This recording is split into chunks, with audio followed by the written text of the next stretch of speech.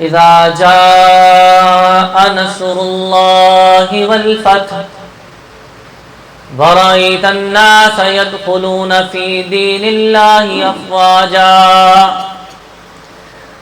جب اللہ کی مدد و نصرت آ پہنچی تو محبوب آپ نے یہ دیکھا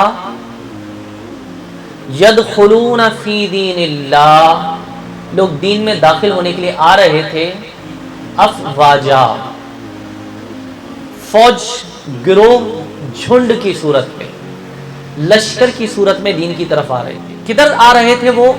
اللہ نے جب فتح مکہ عطا فرمایا تو لوگ اسلام قبول کرنے کے لیے گروہ در گروہ، فوج در فوج مکے آ رہے تھے.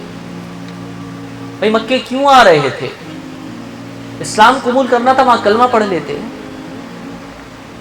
صحابہ نے دین پہنچایا ہوا تھا، لیکن وہ چوک در چوک مکے آ رہے تھے.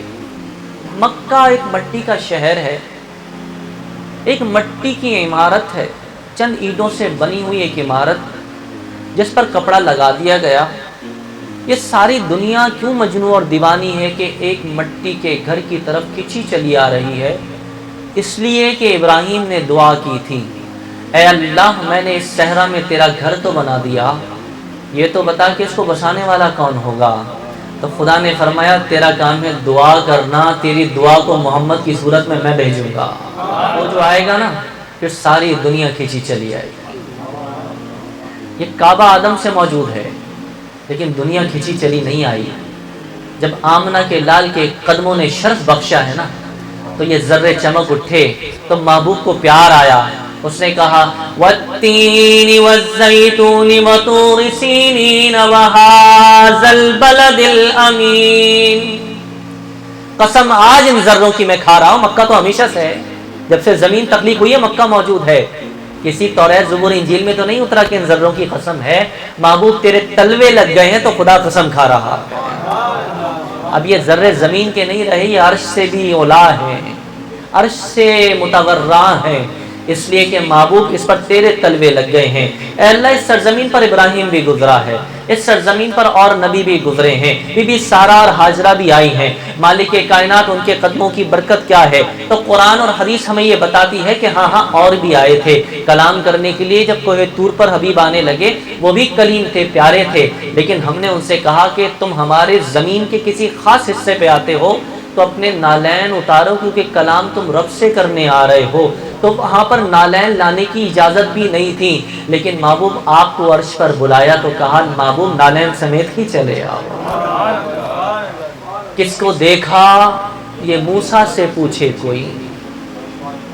یعنی دیکھنے والا دلیل دے سکتا ہے نا، اگر کسی نے دیکھا ہی نہیں ہو تو وہ دلیل کیا دے گا؟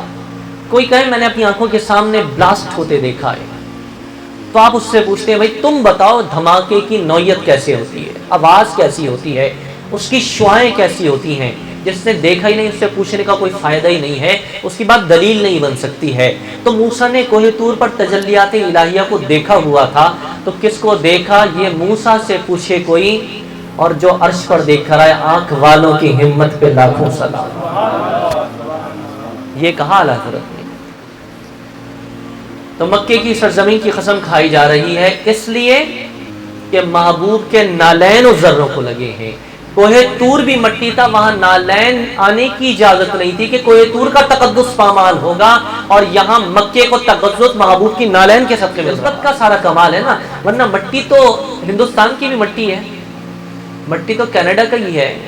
اور میرا تو خیال ہے کہ احد پہاڑ کی مٹی جو ہے وہ سونے میں تبدیل اس لیے محبوب نے اشارہ فرمایا، لیکن پہاڑ کی قسم نہیں ہے، شہر کی قسم ہے، شہری علاقے کی قسم ہے، احد پہاڑ کی قسم نہیں ہے. کیونکہ محبوب کے اشارے تھے اور محبوب پہاڑ پر گئے، قلیل وقت کے لیے گئے. زیادہ بوسے تو شہر کے ذروں نے لیے نا، محبوب آیا جایا کرتے تھے، زیادہ انہوں نے ذروں نے بوسے لیے نا. تو جس نے زیادہ محبوب کے نالین کو بوسے لیے ہیں تو خدا نے کہا مجھے ان ذروں سے پیار ہے، میں ان کی قسم کھا رہا ہوں.